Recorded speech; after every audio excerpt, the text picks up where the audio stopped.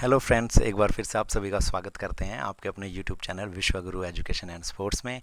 और आज हमारे साथ मौजूद हैं एक सोशल एक्टिविस्ट श्री राजेंद्र सिंह डबास जी, जो बाहरी दिल्ली, जो कि Guinness book of world record रहा है, सबसे बड़ी कॉन्स्टिट्यूएंसी रही है भारत में, लोकसभा क्षेत्र।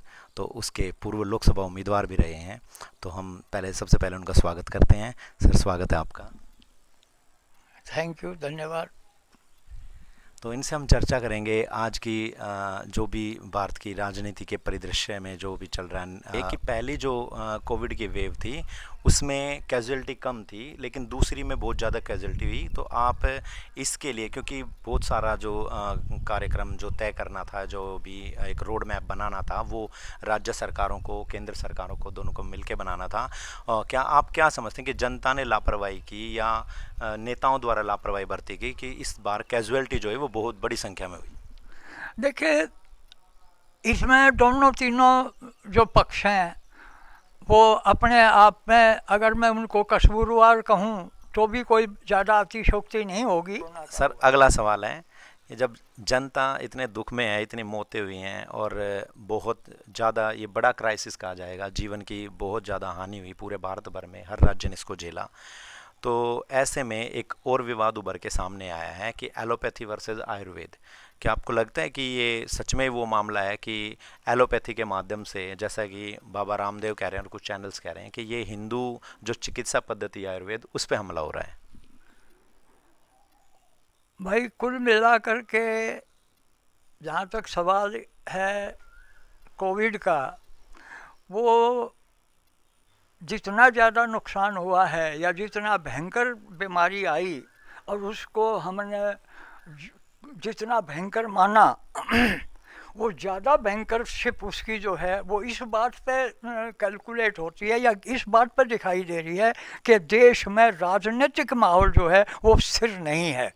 सवाल ये है कि बाबा रामदेव जी की बात से आप सहमत हैं या नहीं? कि उन्होंने कहा है कि ये जो बात है कि एलोपैथी वाले जो आरोप लगाते हैं, जो पहले बाबा रामदेव जी ने डॉक्टर्स पे आरोप लगाए थे कि डबल वैक्सीनेशन होने के बाद भी, उन्होंने तो कहा था 1000, लेकिन 1000 मरे नहीं है, आंकड़ा उनका थोड़ा ज़्यादा बढ़ा के था कि इतने डॉक्टर्स की मृत्यु हो जाती। तो वो मृत्यु जो हुई उस पर उन्होंने कहा कि, और एक भद्दा कमेंट भी गया कि टर टर टर तुमको डॉक्टर बनना है, और जो ऐसे क्या डॉक्टर जो अपने आप का जीवन नहीं बचा सकते, वो तुम्हारा जीवन क्या बचाएंगे। लेकिन जब क्राइसिस है तो हमने देखा कि आयुर्वेद का फॉर्मूला बहुत अच्छा है, हम उसकी रेस्पेक्ट करते हैं, लेकिन आयुर्वेद जो है एक क्रॉनिकल ट्रीटमेंट होता है कि लंबे समय तक चलने वाली दवाएं हैं। तो जिस तरह इमरजेंसी में ज़रूरत होती है एडमिट होने की, तो उसमें एलोपैथी काम आती है। लेकिन ऐसे सिचुएशन में जब देश फंसा हुआ है और डॉक्टर लोग काम कर भी रहे हैं, हर हॉस्पिटल में काम हो रहा है, अब कुछ मौतें हो रही, तो वायरस क्योंकि है ही खतरनाक, तो फिर भी डॉक्टर लड़ रहे हैं, तो उनका मोरल डाउन नहीं होता इस बात से? तो आप उससे सहमत हैं या नहीं कि फिर रामदेव जी ने इस बात की आड़ भी ली कि ये ना हिंदू चिकित्सा पद्धति पे हमला? कोई हमला नहीं है, लेकिन आप बताइए, मैं आपका विचार चाहता हूँ इस पर। देखिए, रामदेव जी का जहाँ तक सवाल है और एलोपैथी का, आयुर्वेद का जहाँ तक सवाल है, हमारी आयुर्वेद तो सदियों से और युगों से मान लो है हमारे देश में। ये तो अभी पिछले 100-1 साल के उससे लेके आयुर्वेद का बिल्कुल ही नाम मान लो कि वो हो गया, और रामदेव जी के आने के बाद दोबारा शुरू हुआ है। आयुर्वेद का और एलोपैथी का कोई मुकाबला नहीं है। इन पद्धतियों को इस तरह से लेकर के हमें नहीं चलना चाहिए जिस तरह से लेकर के आज समाज में बातचीत हो रही है। तो यानी जो भी सभी ये एक विवाद खड़ा हुआ, तो ऐसा विवाद नहीं होना चाहिए था, क्योंकि हर एक चिकित्सा पद्धति अनुसंधान पे आधारित होती है, चाहे वो यूनानी है, एलोपैथी है, आयुर्वेद है, चाहे कुछ भी है, लेकिन होम्योपैथी भी है इसमें। तो ऐसे में होना चाहिए कि सब मिलजुल के इस क्राइसिस का मुकाबला करते हैं। आपका यही कहना है? हाँ, मैं यही कहना चाह रहा हूँ कि ऐसे टाइम में जब इतना बड़ा क्राइसिस हमारे सामने हो, तो उस उपचार पद्धति पर ही केंद्रित हो जाएं हम कि कौन अच्छा है, जिससे जल्दी फायदा मिल रहा है वो, क्योंकि इंसानी जान की ज़्यादा कीमत है। मोटे तौर पे जल्दी फ़ायदा एलोपैथी से मिलता है, इसमें कोई दो राय नहीं है कि एलोपैथी से जल्दी फ़ायदा मिलता है, और जल्दी फ़ायदा मिल जाने की वजह से ही एलोपैथी पॉपुलर हुई है। वरना सन 50 से पहले मेरा तजुर्बा है कि 50 से पहले आयुर्वेद की बहुत अच्छी वो थी गांव देहात में ख़ास तौर पे, लेकिन गांव देहात में भी ये बात आई कि सिर का दर्द 2 मिनट में ख़त्म होता है तो वो एलोपैथी की गोली से ख़त्म हो जब जाएगा। कई बार इमरजेंसी आई तो बाबा रामदेव भी खुद लंदन के हॉस्पिटल में एम्स में एडमिट हुए हैं, इन्होंने अपना इलाज कराया। इनके साथ जो इनके बोर्ड ऑफ डायरेक्टर हैं पतंजलि के बालकृष्ण, वो भी एम्स में भर्ती हुए थे, उन्होंने भी अपना इलाज कराया। तो मतलब इनको ऐसा विवाद खड़ा ही नहीं करना चाहिए था, जबकि खुद की इनकी भी इमरजेंसी सिचुएशंस में एलोपैथी ने इनको भी सेवाएं की हैं। और बालकृष्ण का ये कहना बचने के लिए विवाद से कि ये तो भारतीयता पे हमला है, मेरे देश के लोग इसका जवाब देंगे, तो ये कमेंट मेरे ख्याल से कहीं ना कहीं खेदजनक है, क्योंकि नेपाली नागरिक हैं वो तो भारत के नागरिक भी नहीं है। अब देखिए मैं ये बात साफ कहना चाह रहा हूँ, हर कर रहे हैं इस ठीक और गलत पे तो चर्चा होनी नहीं चाहिए। सिर्फ चर्चा इस बात पे केंद्रित है कि किस दवाई से या कौन किसको दवाई दे रहा है और किसकी जान जल्दी बच रही है। और इतने बड़े विवाद के बाद भी रामदेव ये कह रहे हैं कि जब आईएमए ने उनके खिलाफ एफआईआर दर्ज कराई, उन पे मानहानि का मुकदमा दर्ज कराया कि डॉक्टर लोग शहादत दे रहे हैं और अपनी तरफ से पूरा प्रयास करें, तब भी वो एक और उनका बयान आता है कि वो ये बोलते हैं कि गिरफ्तार तो मुझे उनका बाप भी नहीं कर सकता है। तो ये इतने मुंहफट बयान ऐसे समय में नहीं आने चाहिए थे शायद।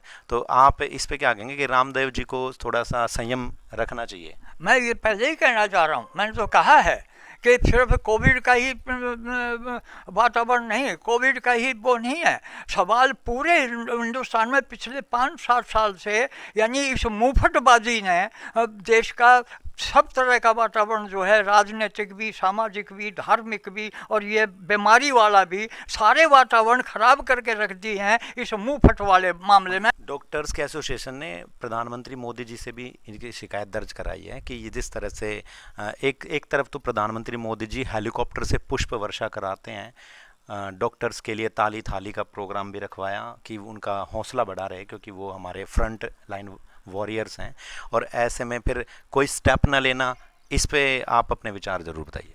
इस पे भी मैं यही कहूँगा, मोदी जी में जो थोड़ी सी मैं उन मोदी जी की कई तरह की कमी महसूस कर रहा हूँ पिछले 5 साल से, लेकिन आज करंट अगर ये सवाल पैदा है सामने तो इसमें भी मैं ये कहूँगा कि मोदी जी की चुप्पी, वैसे कुल मिला के मोदी जी की चुप्पी हर फील्ड में जो है वो बहुत ख़तरनाक साबित हो रही है देश के लिए, हर तरह से देश के लिए ख़तरनाक साबित हो रही है मोदी जी की चुप्पी। और इस मामले में तो ख़ास तौर पर मोदी जी की चुप्पी, चाहे कुछ भी उनको कहना था रामदेव जी को, मैं मोदी जी के स्वभाव के मुताबिक तो मैं ये उम्मीद करता हूँ कि रामदेव जी को तो उन्होंने वार्निंग देनी चाहिए थी। क्या इसीलिए अब भारतीय जनता पार्टी का ग्राफ नीचे जा रहा है? बंगाल चुनाव में भी हार हुई है, इसके बाद यूपी के पंचायत चुनाव में भी बहुत बुरी हार हुई है, तो क्या हम ये समझें कि लगातार जो चुप्पी मोदी जी ने बना रखी है, और स्पेशली किसानों के ऊपर भी उन्होंने अभी तक कुछ नहीं बोला है, और उनके मंत्री अनाप शनाप अनर्गल बयानबाजी कर रहे हैं तो उनको भी उन्होंने नहीं टोका है, तो या तो उनकी मूक सहमति है या फिर वो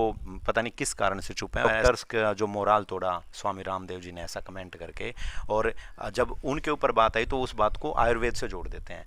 स्वामी रामदेव जी निजी जीवन में क्या करते हैं, अगर उस पर बात जाती है तो उस बात को हिंदू चिकित्सा पद्धति बोल के मामले को डाइवर्ट करने की कोशिश करते हैं। जबकि मैं कि रामदेव के बैकग्राउंड पर जाइए, रामदेव हरियाणा से डील करते हैं, मतलब हरियाणा से बिलोंग करते हैं, और हरियाणा के आदमी में बात कहने की जो उत्तेजना जैसी आदत है वो सबसे ज़्यादा कमज़ोर है, और उसी कमज़ोरी का रामदेव जी या तो फ़ायदा उठा रहे हैं या इस समाज की और इस देश की चिंता का कारण बन रहे हैं। भूल गए कहीं ऐसा तो नहीं कि पतंजलि ट्रस्ट को फ़ायदा भी पहुंचाया जा रहा है और वो फंडिंग भी करते हो चुनाव में? नहीं, ये तो सिस्टम पूरे हिंदुस्तान का वो है कि जहाँ जिसकी बिजनेस बढ़िया चलती है, क्योंकि देखो नोटबंदी हुई, जीएसटी हुई, तो बहुत सारे जो धड़ाम से गिर गए सभी जो बिजनेस थे, लेकिन सबसे ज़्यादा तरक्की जो कि उनमें रिलायंस परिवार था, उसमें पतंजलि था। तो इतने क्राइसिस के बाद, क्योंकि उस टाइम पे एक बार तो इकोनॉमी ध्वस्त हो गई थी, लेकिन उसमें भी कई गुना प्रोग्रेस इन लोगों ने की थी। ऐसा नहीं है कि ये इसी 5 साल में हो रहा है। रामदेव जी का क्या नाम है आर्थिक स्टैंडर्ड जो है, या अंबानी का आर्थिक स्टैंडर्ड, या किसी और का आर्थिक स्टैंडर्ड। वो वही तो बात है ना। मान लो कि अगर देश ऐसे चलता है, क्योंकि उद्योगपतियों को भी साथ लेना पड़ता है, वो सहयोग करते यही हैं, बता बहुत रहा हूँ ना। बहुत बड़ा बजट वो देते हैं। मैं- सुनो तो सही, वो टैक्स भी देते हैं बड़ा, हम मानते हैं, वो सहयोगी हैं। लेकिन फिर इस बात को खुल के कहने में क्या हर्ज है? खुल के कह दें कि भाई इन पे कार्रवाई नहीं हो सकती क्योंकि ये तुम्हारा सवाल बहुत माकूल है, लेकिन आप जैसे जो आपके सीनियर हैं उन्होंने क्या नाम है कांग्रेस के शासन में कभी ऐसे सवाल नहीं किए, कभी ऐसा सिस्टम भी नहीं था सवाल अभी साक्षरता दर बढ़ती जा रही है ना, हम लोगों को पता है, तो हम पूछ रहे हैं। ठीक बात है, मैं मान के चल रहा हूँ, ये कोई कसूर आपका कोई कसूर नहीं है, लेकिन आपका कसूर इतना है कि आप इन्हीं सवालों के जवाब पीछे से ढूंढिए। तो हम लोगों ने वोट किया है इस सरकार को, और लगातार बड़े बहुमत से इनको चुन रहे हैं। जब एक टाइम ऐसा आ गया था कि गठबंधन सरकारों का युग कहा जाने लगा था कि अब आगे एक तरफा किसी की सरकार नहीं आ सकती पूर्ण बहुमत से, तो उस समय इस नौजवान वर्ग ने पूरा समर्थन इस सरकार को दिया, तो उसे पूरा हक है कि वो सवाल करे। लेकिन अगर सवाल करने पे एफआईआर दर्ज हो रही है, जैसे कि हमने यूपी में कई पत्रकारों पे पिछले 1 महीने में एफआईआर दर्ज हुई है, तो ये चीज़ भी तो गलत है ना। सुनना चाहिए, वो सुनना ही नहीं चाहते हैं। मन की बात अगर प्रधानमंत्री जी करते हैं अच्छी बात है, लेकिन एक वो कभी आज तक देखो उन्होंने प्रेस कॉन्फ्रेंस नहीं किए, तो ढंग से सवाल भी लेने चाहिए, क्योंकि हम उनकी एक तरह से बच्चे हैं उनके, तो हमारी भी चिंता वो जाने। तो एक तरफा संवाद करेंगे तो वो कहाँ तक उपयोगी होगा? 77 बार मन की बात हुई है, 77 बार प्रेस कॉन्फ्रेंस एक भी नहीं हुई है।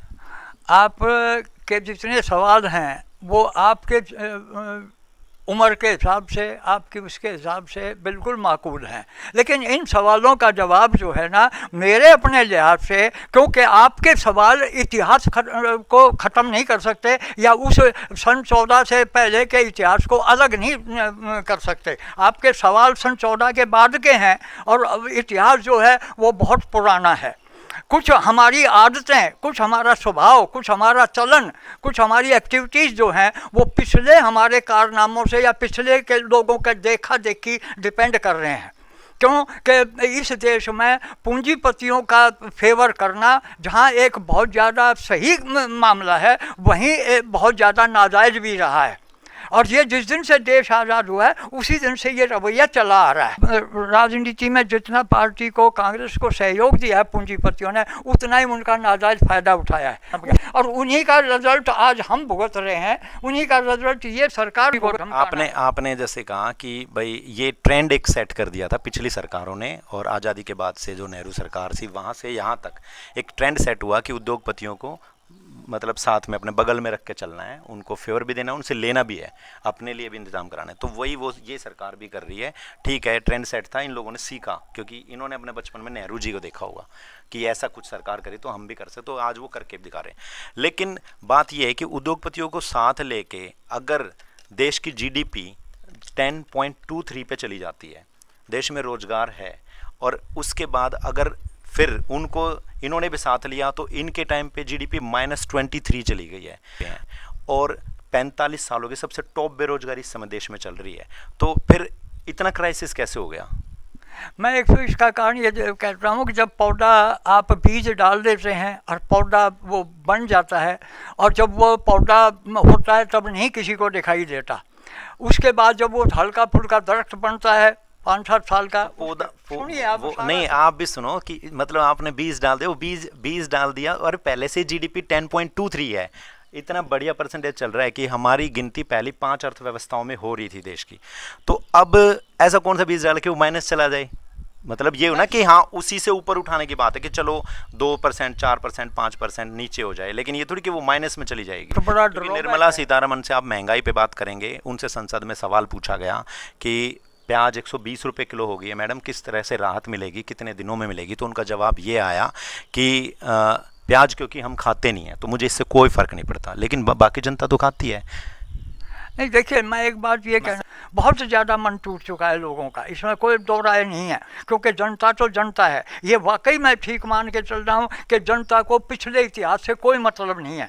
पिछले इतिहास को तो वो ऐसा मान के चल रही है कि कांग्रेस का भ्रष्टाचार था तो वो कांग्रेस खत्म चली गई तो भ्रष्टाचार भी शायद चला गया, लेकिन उनका असर जो है पब्लिक में भी और राजनीति के लोगों में भी और ब्यूरोक्रेसी में भी वो आज तक भी है, वो बिल्कुल रहेगा। जवाब देना, कहीं ऐसा तो नहीं कि ये सरकार भारतीय भारतीय जनता पार्टी की सरकार ना होके अमित शाह और मोदी जी की सरकार चल रही है, क्योंकि हमने कई बार देखा कि कई सांसदों ने, विधायकों ने भी कई कामों में असमर्थता जता दी है कि उनको भी दिक्कत हो रही है। हमने जैसे देखा यूपी के कई विधायक थे जिनको अपने घर वालों के लिए ऑक्सीजन चाहिए थी, बेड चाहिए थे, लेकिन कई विधायकों ने भी दम तोड़ा और कई विधायक के परिवार वालों ने भी दम तोड़ा, और उसके बाद संतोष गंगवार जैसे सीनियर जो मिनिस्टर हैं, जो कैबिनेट में राज्य मंत्री हैं, वो और बहुत सारे विधायकों ने लामबंद होकर योगी जी की शिकायत भी नरेंद्र मोदी और अमित शाह जी को की।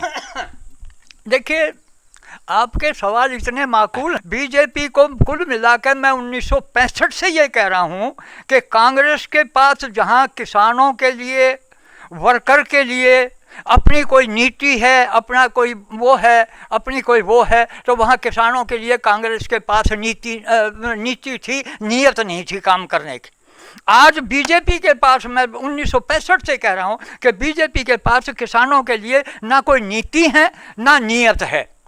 और इसी वजह से उदाहरण के तौर पर मैं ये कहना चाह रहा हूँ कि आज बीजेपी के पास अपना कोई बढ़िया किस्म का किसान नेता भी नहीं है, पार्टी में भी और सरकार में भी है।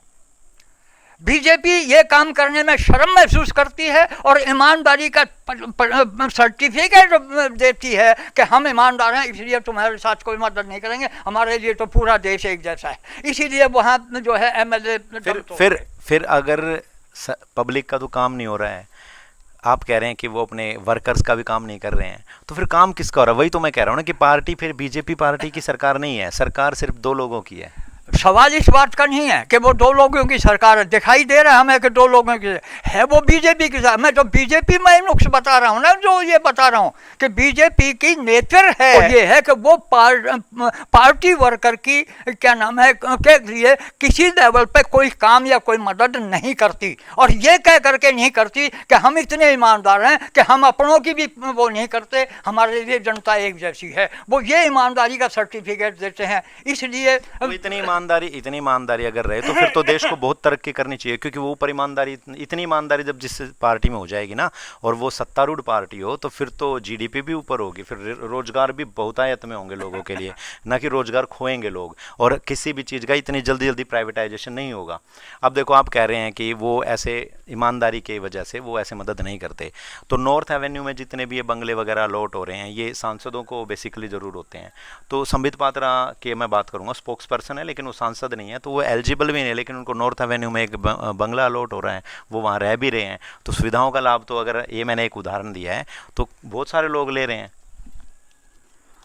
देखिए, एलिजिबल भी नहीं है उनको बंगला अगर अलॉट हो रहा है। ये मैंने पहले भी कह दिया, आप लोगों के जो वो हैं सवाल, वो आज के उसके सवाल हैं, और ये जो आपके सवाल हैं ये पुरानी नेचर पे से क्या नाम है संबंधित है। मैं मान गया, उसी को बदलने के लिए तो 2014 में 2019 में इतना जबरदस्त बहुमत दिया गया था, 44 पे इसीलिए सिमट गए थे, और इनको इसीलिए इतना जबरदस्त बहुमत था कि वो कुछ बदल के आएगा। जैसे कितने सारे वादे किए गए थे 2014 में, जो आज तक भी हमने नहीं देखे, और खुद मोदी जी ने अपने मुंह से किया था। उन्होंने कहा था कि 35 रुपए तक पेट्रोल होगा, तो सोचो पेट्रोल, लेकिन छलांग लग गई। अब देखो 65 रुपये था, वो 65 रुपये होने में तो 65 साल लगे, लेकिन उसके बाद 65 से 105 होने में देखो 7 ही साल लगे। तो कितनी ये प्रोग्रेस तो वहाँ हो रही है, इतनी हो रही है। तो फिर देश का इंफ्रास्ट्रक्चर, जैसे जो मेडिकल सुविधाएं हैं, हमने देखी कोविड में कितनी दिक्कतें हमें हुई, वैक्सीन जो थी वो नहीं थी, अभी भी वैक्सीन बुला तो रहे हैं लेकिन वेट करके लोग वापस आ जाते हैं, वैक्सीन अभी भी अवेलेबल नहीं है। तो आप देखो ना, फिर कहीं तो उसका वो फायदा दिखे ना कि जनता अगर पेट्रोल पे, क्रूड ऑयल पे महंगाई झेल रही है, कुकिंग जो ऑयल है आज वो भी 200 रुपये के करीब जा चुका है, जो कि 80 रुपये आ रहा था साल भर पहले, 100 और 80 का था, अब 200 है। तो इतनी महंगाई होने के बाद भी कहीं तो रियायत दिखे, जनता ये कहे कि हाँ बच्चों को रोजगार तो कम से कम मिल रहा है। चलो दूसरा इंफ्रास्ट्रक्चर जो मैं कह रहा हूँ, जो स्वास्थ्य के रिलेटेड है, जो कि हॉस्पिटल्स वगैरह, वो धीरे धीरे वो भी हो जाएगा। कुछ भी तो कहीं तो नहीं दिख रहा है कि हाँ यहाँ दिख रहा है। भाई, आपके सवाल का मैं एक साधारण, मान लो जनता का एक साधारण आदमी होने के नाते बस इतना जवाब दूँ, थोड़ा शायद आपकी सेटिस्फेक्शन हो या ना हो, कि सन 74 में महंगाई का यही हाल हो गया था कि आज मैं अगर कोई चीज़ सुबह 10 रुपए की ले आया हूँ तो वो शाम को 12 रुपए की हो गई। और ये कहावत बन गई थी कि एक दफ़ा चीज़ ले लो तो 1 घंटे के बाद जाओ तो उसका दाम बढ़ा मिलता है।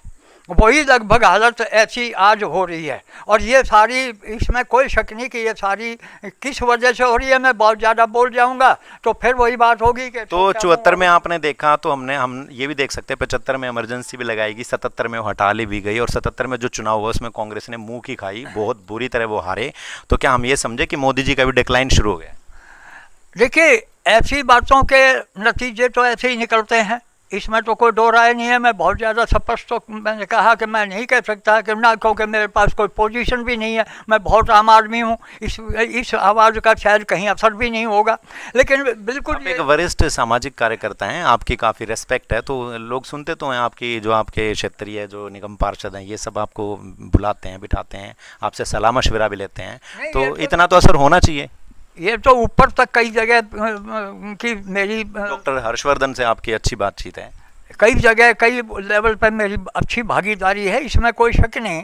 लेकिन फिर भी मैं अपनी औकात को नहीं भूलता, या मैं अपनी औकात को जानता हूँ कि भाई मेरी पोजीशन क्या है। 2014 का चुनाव हो चाहे 2019 का चुनाव हो, दोनों चुनाव सरकार की किसी बहुत अच्छी उस पर वजह से या बहुत अच्छे काम के लिए लड़े गए हों, मुझे नहीं लगता। 2014 का जो चुनाव था वो मैं बताता हूँ ना, मोदी जी ने हर भाषण में बोला था कि अब एक नारा आपको भी याद होगा, बहुत हुई महंगाई की मार, अब की बार मोदी सरकार।